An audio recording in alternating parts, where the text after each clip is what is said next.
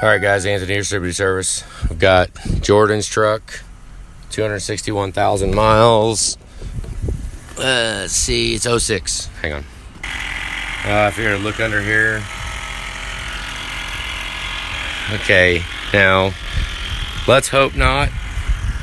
Got green coolant in here. It looks like it's showing signs of puking. But normally when I see the bottle all cocked sideways like that, a lot of times I've seen that from fuel in the coolant. Now I'm completely speculating right now. I don't know. We'll check it. It kind of just smells like coolant, but it's just cocked sideways. It's not yeah. But I don't know. Just taking a look around here. I'm not sure if it's deleted or not. It has an EGR cooler on it, so who knows. Let's get in and look at let's do a little diag here. With that coolant like that, we are supposed to be going in for intake, Y pipe, oil cooler.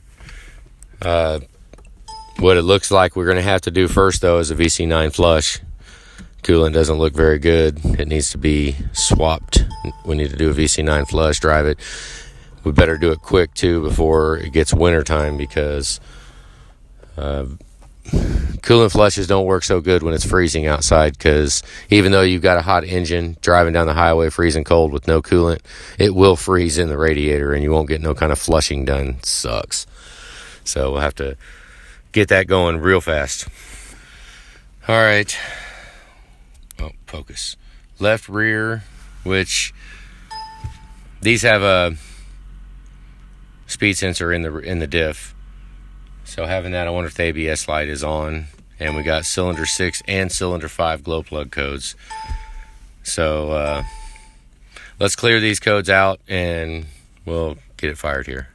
Okay, rear speed sensor did come back. All right, let's look at numbers here. Key's been on for a minute. EBP volts good. It is cold start, 48 degrees. Freaking power appears to be all right now. Okay, so ICP volts seem to be all right. Let's watch. Let's go key off, key back on. Fickham's at the top, IPR's at the bottom. Watch the Fickham volts. We don't want IPR to go to 84. We don't want the Fickham volts to go under 45. Okay, Fickham volts is all right. Here we go. Let's fire it up. Oh, you see that 84 on that 84 at the IPR? That means it should not go to 84 during cranking up. That means we might have a freaking leak. Might have something bleeding down. Hang on, let's get this going here. There you go. Yeah, it's taking its own sweet freaking time. Shut off the compensation right here. Look at number 8.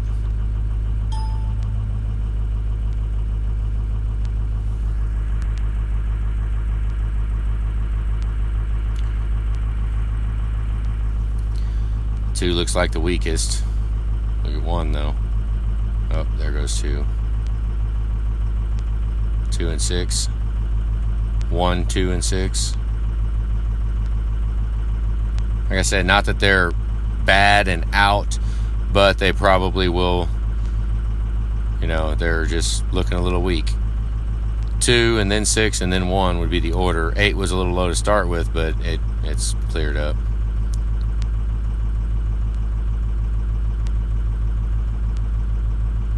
Shut this off and let it idle. See if it smooths itself out.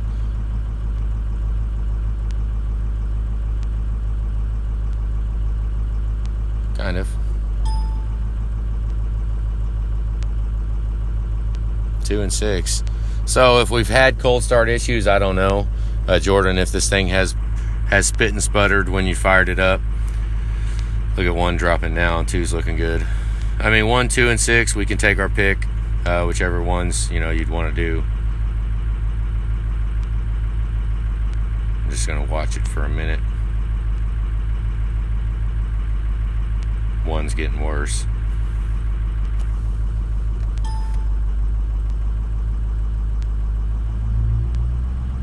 All right, there, we saw enough for a minute. Let's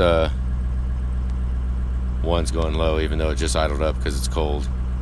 Look how low number one's dropping. All right, let's get a little temperature in it and we'll go drive it. Okay, guys, we got a little temperature in it now. Let's put it up. One's still showing a hair low. Cleared up. It's not too bad. Injectors really don't seem too bad right now. Haven't driven it yet, though. Hang on. Okay, we're just gonna go for a drive. We're at 170 coolant, so fan speed seems fluctuating a little bit. We'll watch IPR too on the slow acceleration now that we're kind of warm. Don't know if it's tuned or not. Let's see, here we go.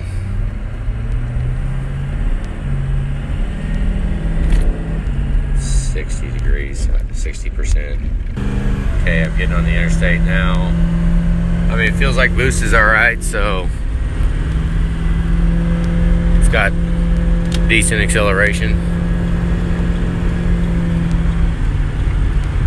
Not too bad. Okay, I've seen enough on the oil cooler. I ain't even gotten it all the way hot yet. So, yeah. It's like chemical flush is absolutely in order. We need to flush it. And honestly, when it's this bad, it wouldn't be bad to flush it and drive it for a little bit after the flush with coolant in it, with red coolant in it. Drive it for a little bit and sacrifice that old cooler.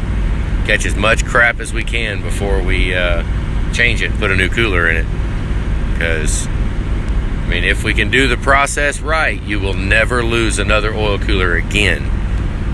But I mean, it sucks when they come in this bad. We really could use to flush it and then put some miles on it. Like, honestly, put a couple thousand miles on it. Depending on how hot the oil gets, because it's freaking hot right now. We're 30 degrees. That's freaking nuts here. That's nuts, and it's got that green, nasty freaking coolant in it. I mean, it actually doesn't look very good, so yeah. All right. Honestly, the heat doesn't feel very hot either, so for 194 degrees coolant, I mean, that chemical flush might free up some stuff in the heater core too. I imagine the heater core might have crap clogged in it too. I mean, we can blow it out and clean it, but do a chemical flush, maybe it'll bring the heat back too. One thing to remember also is we got a oil cooler that's going. I don't know if this has a stealth delete on it. I guess I haven't really been looking at EGR numbers, but I mean, there was signs of puking out of the degas bottle. So I mean, there is a chance we go in just to do the oil cooler, put intake on it, we intake Y pipe, all that stuff. We do our upper end stuff. There is a chance there's head gasket issues with this truck. I didn't even look to see if it's studded yet, so I'm just kind of throwing stuff out there right now preemptively. Right now we're at 36 degrees. Is that right? I think 36 degrees. So oil cooler's shot. We also have had them before where when oil cooler's this bad, that EGR cooler is hot. It's getting hot. There's not a lot of coolant getting through there to the EGR cooler. So we've done it before where during a VC9 flush, it will clean out crap and the EGR cooler could go out directly afterwards. Seen that quite a few times, where the EGR cooler will not survive the chemical flush just because it's been overheated right now. There's not a lot of coolant. It's when the oil cooler clogs, it overheats the EGR cooler. So that's what we probably have that going on right now. So we might not be able to put any miles on it after the VC9 flush. It might have to go right in and get the cooler fixed. So yeah, overall it's not bad. I mean, ride's good down the road. Got pretty good boost. I don't feel any misses from injectors because they're up to temperature. I don't feel none of that stuff. So, you know, ideally maybe I mean, I push those fan clutches a lot too because they come on earlier. Granted, we're going into winter, but you know, we'll be right there looking at a lot of it. So, you know, fan clutch, coolant pump, stuff like that, belts, hoses, You know, there's just, I mean, it's 261,000 miles. I'm not sure when the last time hoses or belts were done, but that's normally what we do when we go in for intake and Y pipe. You know, we do upper lower radiator hoses, a belt.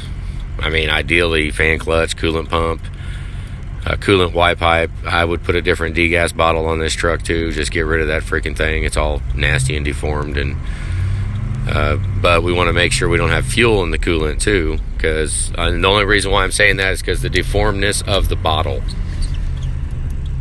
I mean, we'll have to feel the hoses and see if they're spongy, because if fuel in the coolant, that means it's a injector bore cracked in the head. So that's freaking heads off job. That's something we don't really want to do. We don't want to have that happen. But especially if we wind up debating on putting studs in this thing. I don't know if it even has studs. We'll look. Hang on. It's freaking hot though. I know it's bouncing around. I'm trying to hold it driving. 37 plus 6. We're 43 degrees. Damn. 43 degree. Damn. I don't know if you're available, Jordan. I'll upload this as fast as I can. If it's a lot cheaper if the customer drives during their chemical flush. Because, I mean, we got to drive around for about an hour and a half. Just drive around aimlessly. So, you know, if we have to go drive around, it freaking sucks. But we just got to drive around for an hour and a half. It's about a 3-hour gig by the time the coolant flush is all the way done. Yeah, so if you're available, if not, we got it. We don't really want to wait very long. We want to get it done as fast as possible. But I wanted to give that option. If you're available to drive, then by all means, you can save some money doing that.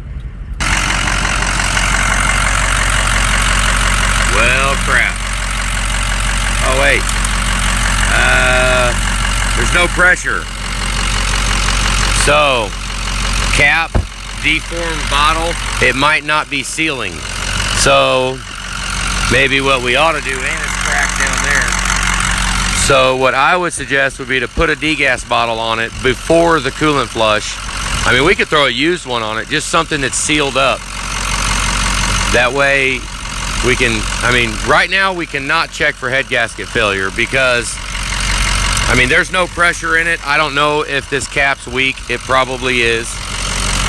But, yeah, so put a different degas bottle on it and then before the coolant flush, that way we can see how the head gasket health is. So, yep. Got to wash the terminals off, wash the batteries. Maybe we ought to go power wash under here.